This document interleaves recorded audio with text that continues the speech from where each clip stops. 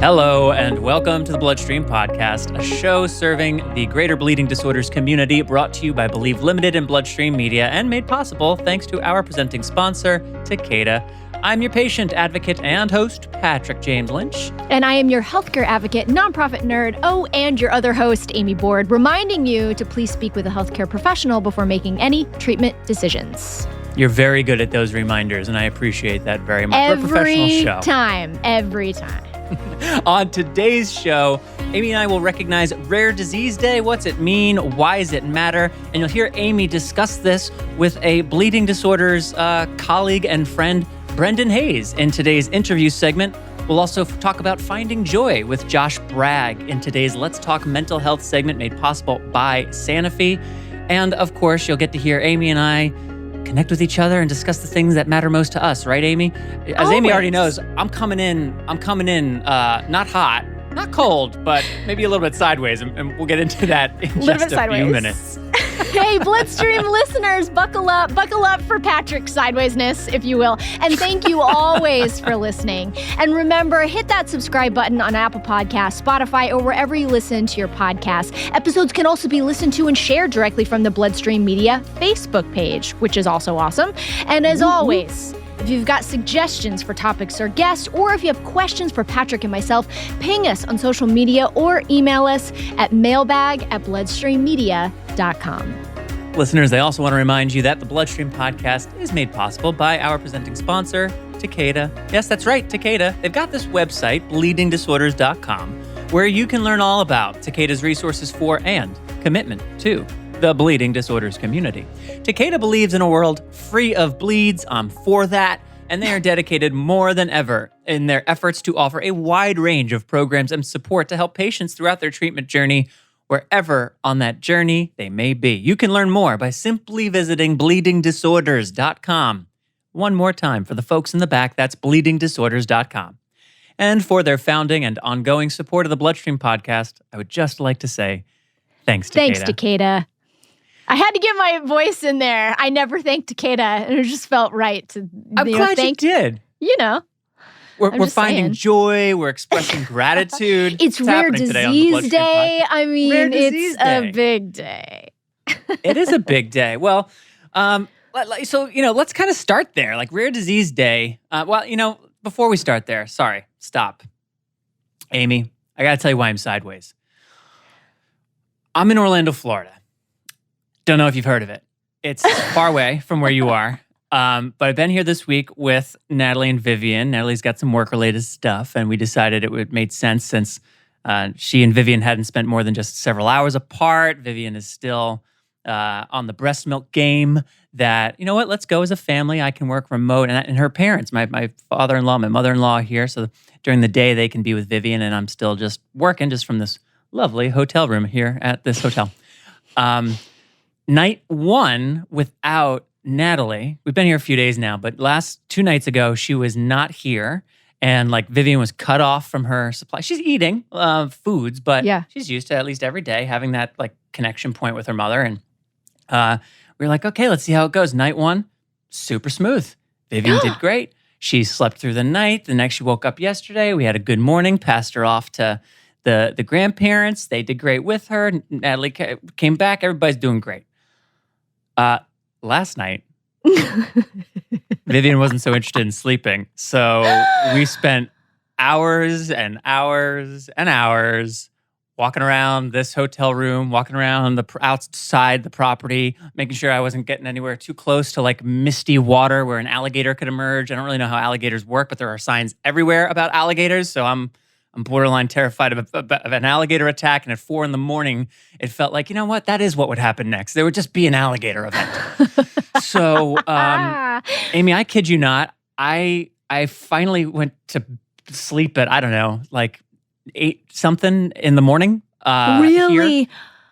Here, for a little nap, which ended literally 1 minute before the first obligation of the day, which wasn't that long ago. So when I say I'm coming in sideways, I'm coming in sideways. This is a real I'm not such a new dad anymore, but this is a real new dad kind of morning after a rough night sort of day. That's where I'm coming to you from. My gosh. Let's segue into finding joy. How are you finding joy this morning? By being here with you, Amy, by sharing my truth with That's a trusted friend. That's and it. just Trusted leaning friend in. and colleague, well rested, childless. Okay, now my joy's coming down a little bit. I know. Just wanted to 10% poke less a hole. joy. Oh man. And also, I don't know, just to feather in like your cap, dear friend, to not be in your own home, to have a sleepless night not in your home, like in a hotel, that's terrible. And she just would she cry and wail, or was she just like, no, Yes. I'm like, bing? Well, a little bit of both over the course of the many hours of the overnight. She did fine from 6 until 11. And then from 11 o'clock until 8 a.m., she was just like, I don't sleep. I don't need it. Don't believe in it. But we are in a hotel room. So, we're at home. I may let her cry it out a little bit. Yeah. She can self-soothe. And, we've learned very well to kind of see the signs. Do the things. I got for her grandparents next door, and they're lovely and they're here for her and they wouldn't care. But there's people all over the place. We're in a hotel. I can't just be, and she's 6 feet away from me, so it's not as though so no one's winning if she wails. But then we're just in this room, and then she developed like a complex about the room after a while. Like we would just walk around, and like she was happy nowhere. So I was like, all right, I guess we're gonna like point at the green exit sign in the hall, and we'll go downstairs and wave at the screens behind the bar that just it's like a casino at the hotels overnight. Like everything, full lights, full music, all the screens are on. There's no one around, I can tell you. I was like the security patrol last night, just going around the problem. I'm looking at like how many windows have lights on right now, and oh my goodness, it was like such an event. Although I will also say, probably a decent workout. I got a lot of steps in, and I held that however many pounds baby for literally hours. So, my back and arms and shoulders are like, hey, dude, you worked out. You just at a strange time and in an odd way. Legitimately That's what happened. Oh, Patrick, that is, you can't get through parenthood, though, without nights like that. So I feel like, congratulations, you have survived.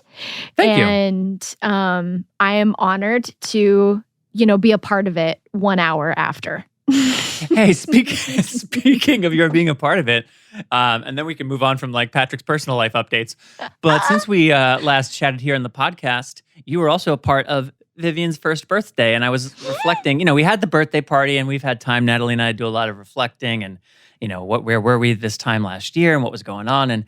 But one of the things is I was anticipating recording with you today for this episode. Was just thinking about the episode that we did for Bloodstream, recounting the whole experience and like that making that decision, and now just having that captured, and also contributing to a body of content and conversation around some of the real challenging, to put it mildly, aspects of maternal health care. And we're not going to get into that whole topic right now, but that was coming up for me just in these last few days, where I thought I was on the other side of some of the year one reflecting stuff. We've done all the looking at pictures, talking through stories. We had a party. We saw people. But then that was coming up for me too, which I've just found kind of notable as, coming into today's recording. Absolutely. And I don't even know if we recognized it on Bloodstream. It is Vivian's first birthday, like in the, it was several days February ago. 15th, yeah. That was a big deal. And, she's a miracle baby, and we're so excited that she's here and healthy and wonderful, and that Natalie's here and healthy and wonderful. And what a year it's been. And it's kind of incredible. I mean, it was fun to be there and to see her and to see the three of you, and she's wonderful. Rob and I's, biggest thing is that we were so honored to be invited to her birthday party, and we like texted back and forth how popular we are with babies right now. You guys have quite a baby network. We do, and the only parties that we get invited to are baby parties, and we're psyched, literally. That's fair. Super popular with babies. Much to do with our I think that has as much to do with our age as anything. It's true for me too, but then again, I also have a baby, so I guess there's a little bit of a different nuance there. Yeah, but I don't know. We've got a lot of babies on the docket lately, Rob and I, and we love it. So thank you, friend, for being here and being your wonderful self and helping me find joy in spite of coming in feeling kind of scrambled and overtired with, burning eyes and a bit of a headache and, certainly just not doing the day the way I had intended. Which, of course, I don't have to mention any of that. I could have just faked it and no one would have known. I know you could It's have not just faked it, but that's not where it's not my that style. on Bloodstream. Nah. But I do think, like lamely segueing into finding joy, Josh is going to talk about finding joy today on the Let's Talk segment, which I think is incredible. But the thing that this is so apropos to what you're saying, because my thoughts about finding joy is, I think the most important time or the most meaningful time to do that is when you're feeling like you're feeling now, when you're bleary-eyed and you've had a rough night. How do you show up in the world? How do you love others? How do you love yourself? Yes. How do you find peace in chronic pain? I feel that when I have headaches, how do I not become a monster of a person? But still able to give to others and have some, compassion and quietness. And I feel like that is joy. Is finding that in the midst of suffering. And so anyway, it just blends all the things. So bravo to you. You're not feeling well and, to be honest about it and to, bring joy in that. I think that's really lovely. Well, thank you very much. And it's a great segment today from Josh. So stick around. That'll be coming up the last segment of today's episode. It's also, I should mention, the second to last Let's Talk segment of season 1 of the Let's Talk segment. Correct. We will talk more about what that means next month on the show. I think we haven't talked to him about this, Amy, but I think it would even be great. Maybe we could have Josh sit down with us for a few minutes for the first episode in March to kind of recap the year and forecast what's to come ahead of the final segment for season 1 coming out in March. And then, we'll take it from there and we'll tell you more about that later. So that's at the end. Stick around. It's really good, as always, because Josh crushes it.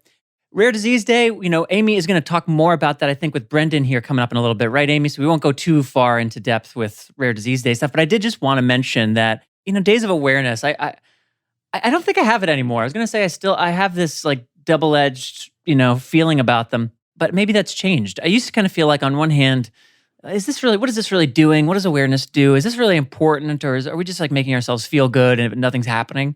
But over the years, especially in rare disease, and this may just be my own bias, but especially in something where literally the word rare is the first word in the term, there's just not a lot of public awareness. And with more awareness comes more normalization. It becomes easier for people with rare diseases to just exist in society. It puts the awareness raising amongst certain people in administrative positions in school districts and in policymaking positions, helps them affect change in some very specific procedural and policy-related ways that make a huge impact on people's lives. It is inspiring to drug makers and drug developers and everyone who is involved in the immense process of drug development and treatment of patients. So I guess I don't have a double-edged sword kind of feeling about it anymore. I believe it's really important. And of course, there's ways to be more effective than others with, quote, raising awareness. But it is really important. And February 28th, Monday, last day of February, which 3 out of 4 years is the 28th, and once every 4 years, hey, that really rare February 29th day. Haha, there you go. That's why it's there. That's always Rare Disease Day. And this year, there's kind of a cool theme. If you check out, there's a website that catalogs Rare Disease Day activity and provides toolkits. As Patrick clicks through all of his tabs to try to find the website, it's rarediseaseday.org. Yeah, we'll put it in the program notes, y'all. What a great idea. It is rarediseaseday.org, but they have all sorts of toolkits and stories of rare diseases and things that can inspire you or that you can use to help share out. And this year's theme is Share Your Colors, which I think is just a really lovely idea. To share kind of goes hand in hand with that idea of finding joy. Where's the brightness? Where's the vitality? Where's the expression that you can come forward with in raising awareness for Rare Disease Day? So I just wanted to acknowledge that. Again, Amy, I know you and Brendan are going to talk about that a bit more here in just a little bit. Yeah. It's going to be great. And what an opportunity to share your story to some folks that might not have an idea what you deal with every single day as a caretaker, as a patient, or as a sibling, someone connected to someone who has a rare disease. So these awareness days are lovely, and however you choose to celebrate and to honor your own personal struggle is something that we commend you for here on Bloodstream. Cheers to that. So then last note before we do get into the interview with Brendan, Rare Disease Day comes at the end of February, which is also the end of Black History Month. And that's not something we talked about on Bloodstream here this year. So I did just want to kind of highlight that, point it out. There are extraordinary Black leaders throughout the hemophilia and bleeding disorders community, throughout the rare disease community. Yes. And I did want to just give one person in particular in the rare disease world a shout out at the end of Black History Month. Don't know if she's listening or not. If you know her and you hear this, you can go, hey, you got a shout out. But Janie Davis, she's a patient advocate over at Agios, who I have known since I started Stop the Bleeding and Believe Limited back in 2011. Janie was one of the original people working on Stop the Bleeding, helping Ryan and I figure out how to move it forward, how to shape it so that it's something that Takeda at the time, Baxter, could support. And she was an absolute all-star, and I am not being at all hyperbolic in saying that without Stop the Bleeding, there is no Believe Limited. And without Janie Davis, there is no Stop the Bleeding. Janie continues to do awesome patient advocacy work now in other disease states for Agios, and she also sits on the board of directors for Entertainment to Affect Change, a nonprofit organization near and dear to my heart. So at the end of Rare Disease Day, I just wanted to give a big shout out to friend and colleague, Janie Davis. You rock. Please keep doing everything that you do to make the lives of patients and caregivers better, quite frankly and simply. Patrick, if you have a shout out, then I definitely have a shout out. And as I was thinking about it to like honor Black History Month, I'd love to shout out someone that you might hear here on Bloodstream in the next couple of months. There's some things percolating, if you will. Ooh, but a colleague and a member of the Sickle Cell Organization would love to shout out the work of Dr. Lakia Bailey, who is the executive director of the Sickle Cell Community Consortium, who is also a doctor, who is also a sickle cell warrior. She lives with sickle cell, and to talk about finding joy in the midst of her, I think the ups and downs of her health crises. She is incredible and is such an advocate for her community, like a staunch advocate for her community.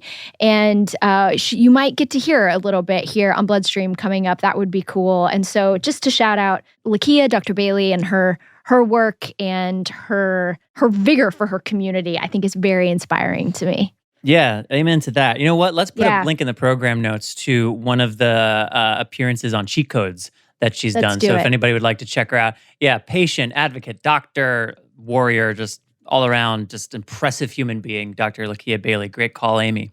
All right, so with that being said, let's keep the show moving. We got a lot more to get to. First up, Brendan Hayes talking with Amy about Rare Disease Day, caregiving, and a whole bunch of other stuff. And that's coming up right now.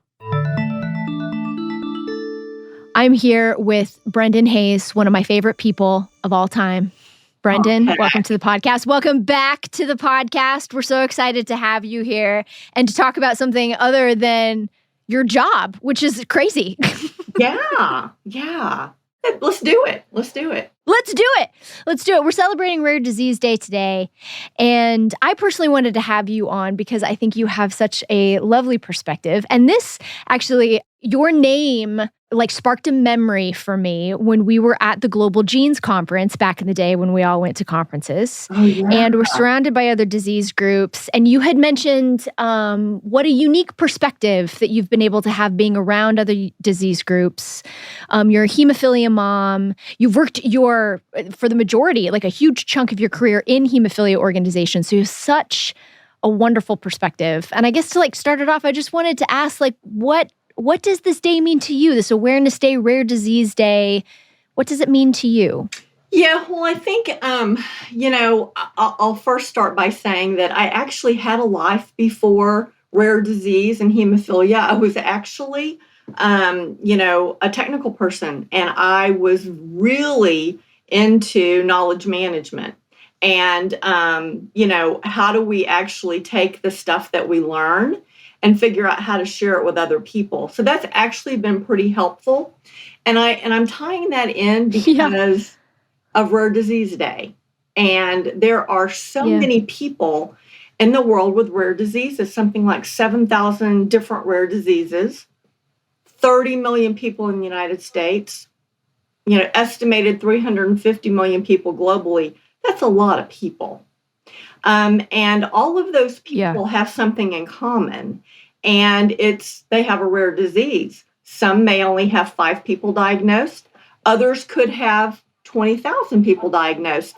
But on this day, we all come together in this really cool, unified way. And we are showing strength in numbers. We're showing support for one another. We're learning about each other and, learning about how we can actually help each other. So it's just a really cool day. You have a long history, Brendan, in policy, in advocacy, in grassroots advocacy. You mentioned something that's really lovely about being, Rare Disease Day, strength in numbers. From a policy and advocacy perspective, why is it important for us to have strength in numbers and to kind of group together and work together towards common goals? I think that sometimes strength in numbers is a fallacy. I think people think there have to be a lot of me, a lot of people like me, or I can't get anything done.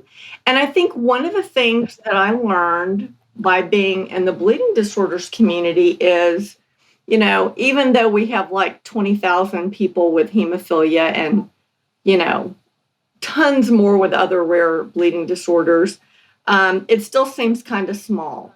But one person who has a great story can really make a difference. And I think that's the piece that we have to learn how to connect with each other on, is the storytelling. And so I think that's where we all can do more. Many of our listeners are new parents with children that have hemophilia or von Willebrand's disease or other rare bleeding disorders. And I know your kids are grown, but I wondered if you would share for us, like, what it was like for you as a young parent. What was that like, and what was your experience? Well, like many bleeding disorders families, many rare disease families, I didn't really know that it was a possibility to have a child with a rare disorder. And so when it happened, you can imagine we were blown away. And, I tried to do all of the things that you should do, like reach out to my local organization, do some research, read. And what I found was during that time, so my oldest is 26. During that time, it was sort of at the height of the HIV crisis, and sort of connecting the dots between the tainted blood supply and all of these people with hemophilia getting HIV. And so that's what it was all about. So it was an incredibly scary time for a new mom and dad in regards to this, and not really understanding how HIV happened. It wasn't something that was on my radar 26 years ago when I had a newborn. But the thing that was really interesting was he actually had to have 3 blood transfusions when he was just days old because he bled from his circumcision. And so, think about, the fear of thinking, what about that blood that was donated to my child? Is he going to have HIV now? So it was a really scary time. And, reaching out to my chapter, they just really didn't have much going on for, new families. It was really focused on taking care of, rightfully so at the time, people who had HIV. And all of the advocacy efforts seemed to be centered around that.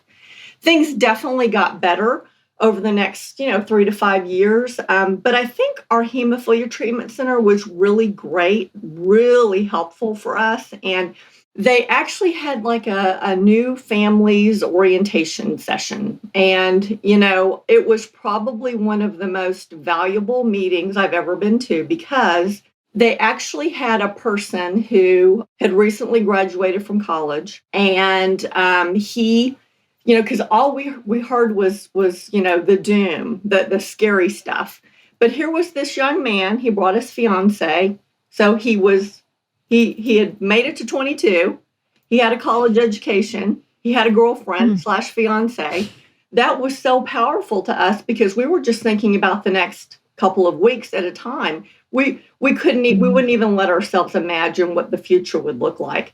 So that was so empowering for us. And it really completely changed the trajectory of how we raised our children. So we didn't raise them as having a bleeding disorder. we raised them as people who had this thing that they had to deal with, but they were going to have a vibrant, thriving life, and we had to prepare them for that. So, we really focused on making sure that, we did all the other stuff in addition to the bleeding disorders work. So, yeah. Looking back, what was something that you wish you would have known? I think for me, it was how strong a mother has to be. We think about all of the things that you hear about, like, oh, I'm going to have to stay up really late. I'm not going to get a lot of sleep. I'm going to have to deal with some stuff. I'm not going to get to have all this freedom that I had before, right? Those are the things that you teach new mothers. But what I discovered was how strong I'd have to be. And I remember, I had to go home without my child because he had to stay in the hospital a little longer. And one of the things that I look back on was, I was home and I was devastated. I didn't know, he was like maybe 3 days old. I had no idea how I was going to get through this. And, it was a tough love. My husband sat me down and said, you don't have a choice. You're his mother and you're going to have to fight for him and take care of him. And you're going to have to deal with it. And we got this. And so I think that is, the strength of the family, the strength of community, and the importance of advocacy. That's what I wished I would have known. How has your, experience, your personal, very raw experience, helped you in your job? You have a national job. You can talk about it a little bit. Some of the work that you do for the National Hemophilia Foundation, and I know you work with so many other groups and rare disease groups. How has your past helped your work? Well, I think that we sort of, in the bleeding disorders community, I think we sort of get our blinders on, and we think about it's all about bleeding disorders. And one of the things that has been really great for me was I started to get more involved in gene therapy and, trying to figure out ways to increase awareness and how to educate the community on gene therapy because, gene therapy isn't like a different brand of Factor. You can't just stop taking it, right? It's a huge decision. There are so many unknowns, risks associated with it that we don't even have our heads around. So, we had to ensure that we actually educated people so that they could ask questions of their providers and really connect and understand. The piece about the rare disease community is there are actually other gene therapies that have already been approved. So what can we learn from those communities, how they rolled out the information, kind of what the experience has been. So it really made me realize we can't operate in a vacuum on this particular deal. We actually have to connect with others. The other thing too is, how do people get information? They Google, right? So I think it's really important for people when they Google gene therapy to get consistent messaging. And that was something else that I was really passionate about because I knew my community was going to be Googling gene therapy. And while I think NHF and HFA have great materials, people are going to look beyond that, right? And if I think back to being a new mom, when I started doing research, that's what popped up for me, HIV, right? So, we want to make sure that people are getting, unbiased, factual information. And I think that's what the national organizations provide to the community. But we have a responsibility to other rare diseases to ensure that we're talking the same language, helping people understand the different types of gene therapy, gene editing, et cetera. And how can we share that information? That's another thing too. If we are, the bleeding disorders community, we're very blessed, I think, in having great sponsors and funders that have helped us provide an opportunity where we can actually educate people. What can we do to give back? How can we share the information, the education that we have? How can we share that with others? And It sort of goes back to when I talked about my knowledge management career and how important sharing information is. And it's sort of full circle for me because I think that, a lot of people, and I see it across the board. It isn't just bleeding disorders, but we tend to hold on to information thinking that it's going to be more valuable if we don't share it. And in reality, we have a responsibility to share information with others and to educate others. And so those are just some things that I'm really passionate about and really, really happy that I get to do that kind of stuff with my career. I'm going rogue with this question. So you didn't prepare for it, so you're going to be mad at me. But from your perspective and your history, your long history in this, tell me a little bit about why a story is so powerful. How can a story, a personal story, even if somebody doesn't think it's that earth-shattering, how can it be used, and why is it important to share? Well, I think storytelling, if it's done well, gets attention. And I think it draws people in. And I saw it so many times in advocacy work, whether it be at the federal or state level. I would be in a meeting at some state capitol, and a family was telling their story, and you would just see light bulbs literally go off where it might have been something like, oh my gosh, I know someone who has VWD, or wow. So hold on a minute, I'm going to run. And, for example, it could have been a legislator who was on, a finance committee. Let me run and talk to the committee chair. We need to make sure this program gets funded. And it was just by the power of those stories. And I think the other piece too that's really cool is, at least in the bleeding disorders community, we are good storytellers, and but we're also good demonstrators too. So, seeing like all the little kids actually doing infusions, in a legislator's office. I remember I was at a particular state capitol, and one of the kids had a bleed, and he was literally in the rotunda, and his mom was doing an infusion, and he was like maybe 7 years old or something. And so I said, would you mind if I recorded this? And she said, sure. So I recorded it, and we shared it with, some of the legislators later in the day. And they're like, oh my God, he did that downstairs? And I said, yeah, he did. This is what our community has to deal with. We have to be ready to go no matter where we are when there's a bleed. And so, the demonstration, the storytelling, it's connecting the dots. I think, looking back, I think storytelling and advocacy work, that is the legacy of the bleeding disorders community. I really feel strongly about that. And I think that's what we can teach other rare disease organizations about. I love that. How are you going to celebrate Rare Disease Day? I will be working, and for the betterment of our community, I might add. And actually, what I will actually be doing for a chunk of my time is getting ready for Washington Days. So I'm so glad you brought it up. Yes. So Washington Days is, it's going to be March 1st and 2nd. That's when we're going to be doing our work.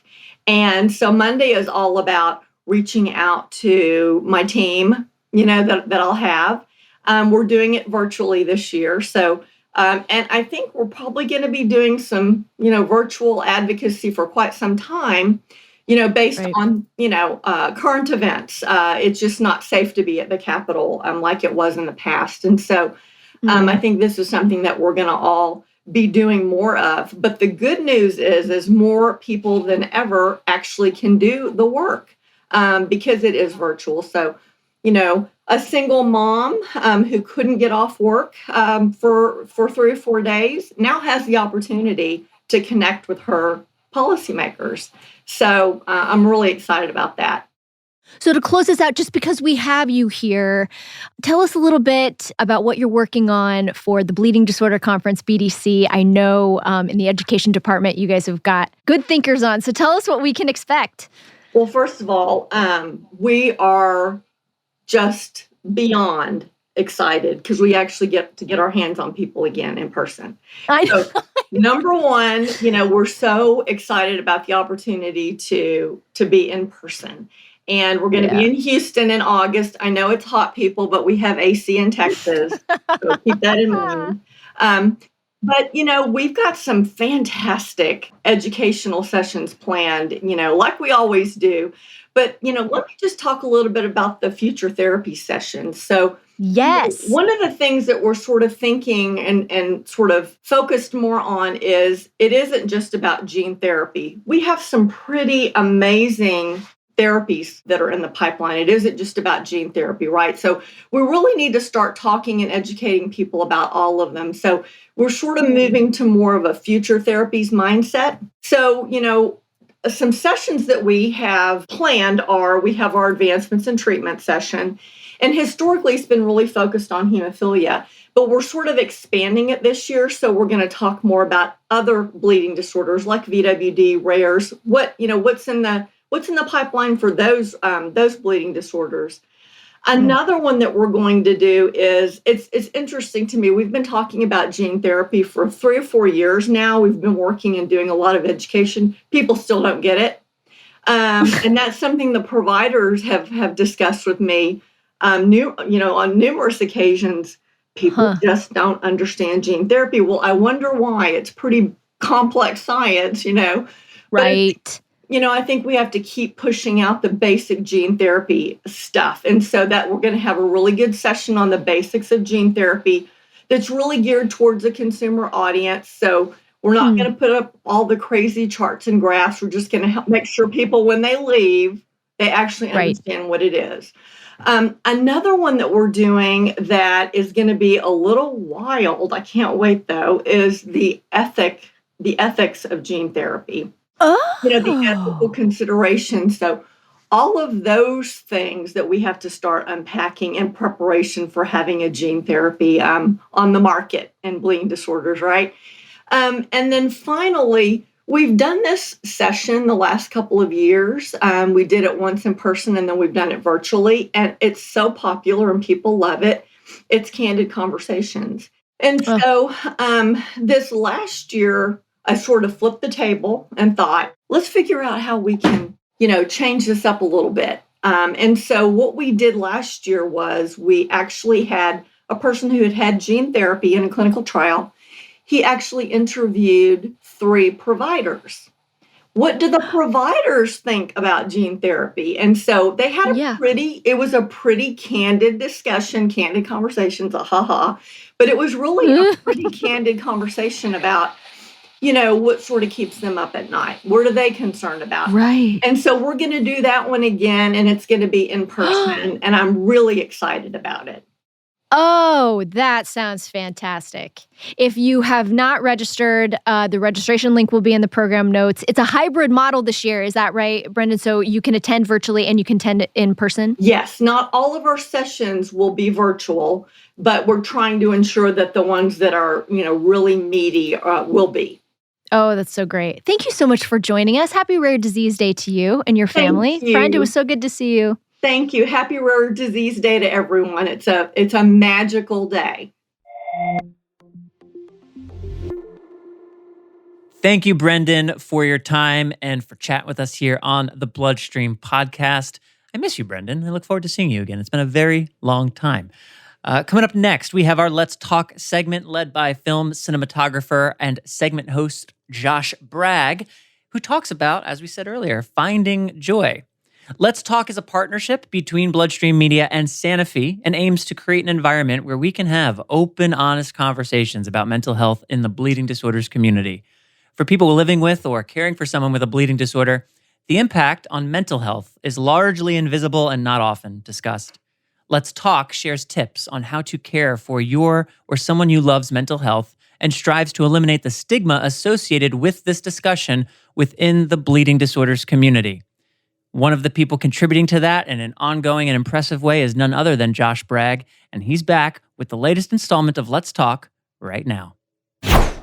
Hi, I'm recording from my office today, which, if you're watching the video version of this, you can see is a massive collection of horror movies, books, and memorabilia.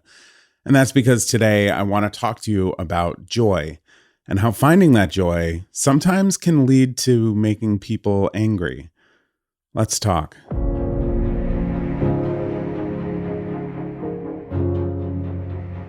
It all started 20 years ago in a dark movie theater. I was sitting alone amongst a sea of strangers, nervous with anticipation to witness a movie deemed to be so scary most people to this day still won't even watch it. It was the American adaptation of the Japanese horror sensation, The Ring. This movie shook me to my core and caused quite a flurry among teens and grown-ups alike. But where most kids left the theater afraid to be alone, afraid to go to sleep, afraid to use their VCRs, I went home in love. Not in a literal sense. I had a long way to go when it came to talking to girls, but in love with Samara, the fictional character from the movie. The ghost who climbs out of an old well dripping wet and then comes through the TV screen to kill you. I loved her. And that's exactly what the director wanted. What I discovered that day was that ghosts aren't scary. No, and in fact, they're just these fractured, wandering spirits looking for closure. And the true horror is what happened to them and who's responsible for that. See, in many horror stories, it's the truth about humanity that's most terrifying. And the creatures and the ghosts, well, they just need a little bit of love. From there, I discovered Stephen King books and M. Night Shyamalan and rushed to the movie theater anytime a new horror movie came out. Amongst all the things that brought me joy in life, nothing quite did it like horror. And I'm still that way today. This journey has led me to writing my own scary stories, to hosting a horror podcast, and most recently a TikTok account that has over 250,000 people following it. And with that attention, with that following, comes some unexpected behavior from others online. I recently reviewed the new Texas Chainsaw Massacre movie on Netflix, and one specific phrase set somebody off. If you're someone looking for a brilliant story out of a chainsaw killer movie, well, maybe look elsewhere. I had great things to say about the cinematography, the action sequences, and the character design, and said that despite a less than stellar script, these elements made the movie enjoyable for me. A lot of people in the comments of this video agreed, but then there was that one person who was just livid. They said, "You are the reason no one respects the horror genre." Me. Just me. Because I found joy in a movie that wasn't perfect, I was the problem. In that moment, I felt a spark of fury start to charge up inside of me. How dare somebody tell me that I'm the problem with my favorite genre? Words started to form in my head like an unsheathing of verbal steel, gripped with two hands, raising above my head, ready to crack down on the skull of injustice. I had to defend myself, my right to love something despite its blatant flaws. I mean, if we're getting pretentious about it, Alexander Pope famously wrote, "To err is human." We are, by nature, flawed beings, and so, therefore, is everything we make and do. To not allow oneself to find joy in a less than perfect film is to deny the very nature of our being. Okay, let's pump the brakes here. What on earth does any of this have to do with a mental health segment on a podcast for people affected by bleeding disorders? Well, I mean, everything. I'm not artistic at all.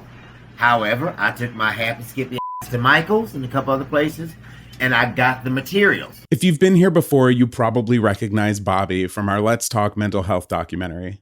And one Saturday, I just got up and did a couple paintings. I like shit to be correct, excuse my French. You know, I'm an administrator. That's what I do, you know, professionally.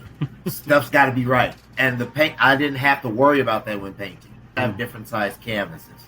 But I'm not on having to produce something with it. That whatever comes out of it is mine. I'm good with it. Different folks looked at the pictures from different angles or turned it. They all got something different from it. Then I started photography. Yes, I went to the pawn shop and bought a camera from the pawn shop. Yes, I did. The photography, you know, some of the stuff I take the picture, you know, then the whole process, get it onto my laptop to figure out how to then print it so I can then paint it differently. And it's not an on thing, and it lets me express myself in a different way. When you look at something, you are the only person for all of time to see that thing in its current form from that exact point ever. Your experience as a human being is so incredibly singular. So we find ways of sharing that experience with others. We tell stories, we make movies, we create art. Bobby takes a photo and then interprets that photo into a printable format and then paints that image into a painting that his friends then all look at in various different ways. The artist and the observer taking their own singular experiences and merging them together to create something completely different. Bobby doesn't feel the need to be on when he's creating his art because he's not doing it for anyone other than himself. He's simply existing in the joy of creation, of self-expression, and the incredibly challenging art form of being oneself. So what happened to that guy on TikTok? That angry commenter? Well, I couldn't help myself. I tore into him a little bit. I was sarcastic and certainly defensive, but I at least kept the conversation about my right to find joy in life wherever I want to find it. A few of my mutuals said I decimated him, and my wife and I had a little bit of a laugh over it. We always do when the trolls come out to attack. But to be completely honest, I kind of felt worse afterwards. I wasn't mean. I didn't call this person names, and I don't have regrets about anything I said because I chose my words carefully and I spoke from my heart with the goal of really saying, like, hey, stranger, don't be mean to people. But in the days that followed, I found myself thinking often about this person and wondering over and over why this person woke up that morning and chose anger over joy. Why did this person, when faced with a differing opinion, choose to lash out and say something spiteful? I had never met this person before. There was no long-lasting grudge against me because I bullied him in high school or killed their mother in a car accident or whatever the cookie-cutter Hollywood movie version would be. No, we were complete strangers. And that's exactly it. Strangers. I don't know anything about this person. I don't know what happened in their life leading up to this moment. I don't know what hardships they're facing or how their parents raised them or even what they're looking to get out of a Texas Chainsaw movie. But if I had to make an educated guess about this person, I would say that it's likely that they struggle to find joy in life. And the reason I say that is because I felt this way for a large chunk of the past few years and have only recently found my way back through therapy. The path to finding joy is different for everyone, and I'm not a professional, so I can only tell you about my personal experience. But what helped me most was identifying and facing my barriers. I struggled with expressing myself. I had fears of being judged for my choices about how I wanted to dress. I had fears about smiling too much, about the size of my current body, about appearing too flamboyant. I had built up these walls to protect myself, but once they were all up, I realized no one could even see me. I couldn't even see me. In trying to protect myself, I ended up packing away every part of my personality until I was completely muted, stagnant, void of inspiration, and ultimately, my greatest nightmare, I was boring. So many things can get in the way of living. Sometimes it's purely mental, and sometimes it's linked to an injury or a disability, a disorder, or a trauma. My work in therapy helped me break down my walls bit by bit. Some of them were easy, and some, like the walls I put up around emotion and dealing with trauma, were really scary and challenging to tear down. On the other side of these walls was the person I so desperately wanted to be, but he wasn't standing tall and ready to strut. He was weak and afraid and in need of nurturing. I think the reason I reacted so strongly to that one little meaningless comment on TikTok was because I have worked so hard this past year to make progress with myself, to bring out the true me and to find the joy in life. And I'm proud of the work that I do, and I continue to do each day to keep myself growing in the right direction. I'm not perfect. Nobody is. And that Texas Chainsaw movie especially isn't. But that doesn't mean I can't enjoy it and life the way that feels right for me. Thank you, Bobby. And thank you, Amy and Patrick, for giving me the space to talk about mental health. Talking can be so healing. If you want access to some great mental health resources, or you want to check out the documentary on your own, head to letstalkmh.org and click resources. And I'll see you next time.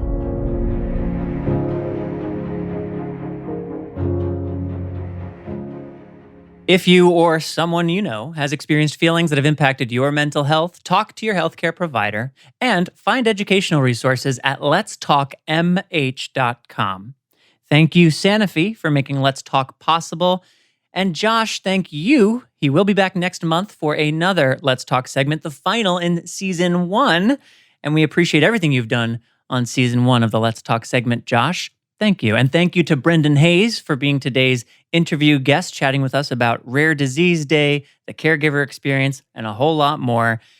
Amy Board, as we wrap up this episode, what can listeners look forward to on the next couple?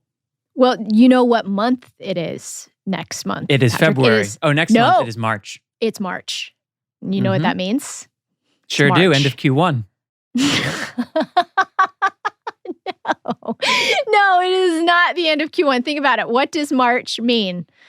Well, you found some big joy in into that March. response. So, Bleeding Disorders Awareness Month. Bleeding Disorders Awareness Month. Good grief. It's Bleeding Disorders Awareness Month. And that means the bloodstream is going to be literally off the hook. We're going to go nuts. Well, you say that, but I also will do a quick, and it's true. We have a lot to announce. We're going to have different people coming through. There actually is a lot that you're going to get from us next month.